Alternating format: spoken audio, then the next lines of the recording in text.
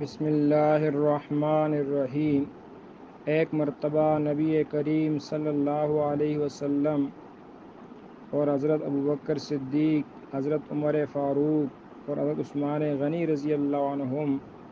یہ سب حضرات حضرت علی رضی اللہ کے مکان میں تشریف لے گئے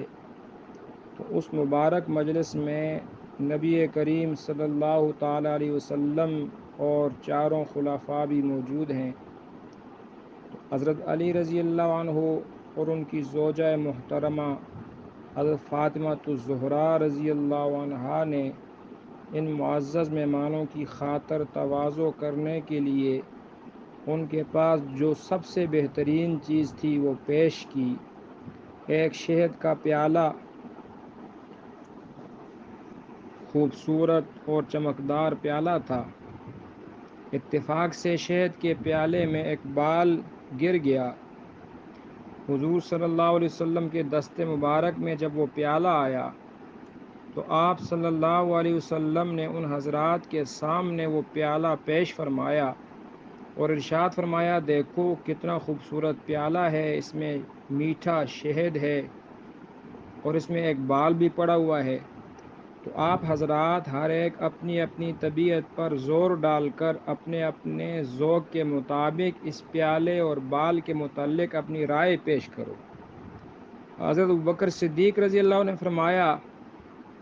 کہ اللہ کے رسول، میرے نزدیک مومن کا دل اس طشت کی طرح ہے، اس پیالے کی طرح ہے، روشن اور چمکدار ہے،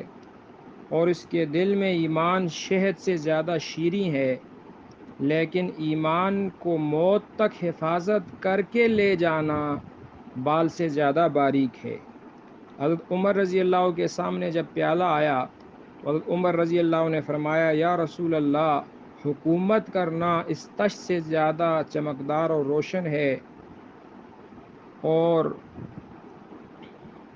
حکومت اس تش سے زیادہ روشن ہے، اور حکمرانی کرنا یہ شہد سے زیادہ شیریں ہے، لیکن حکومت میں عدل و انصاف کرنا بال سے زیادہ باریک ہے۔ حضرت عثمان غنی رضی اللہ نے فرمایا، یا رسول اللہ، میرے نزدیک علم دین اس تش سے پیالے سے زیادہ روشن ہے، اور علم دین سیکھنا شہد سے زیادہ شیریں ہے، لیکن اس پر عمل کرنا بال سے زیادہ باریک ہے۔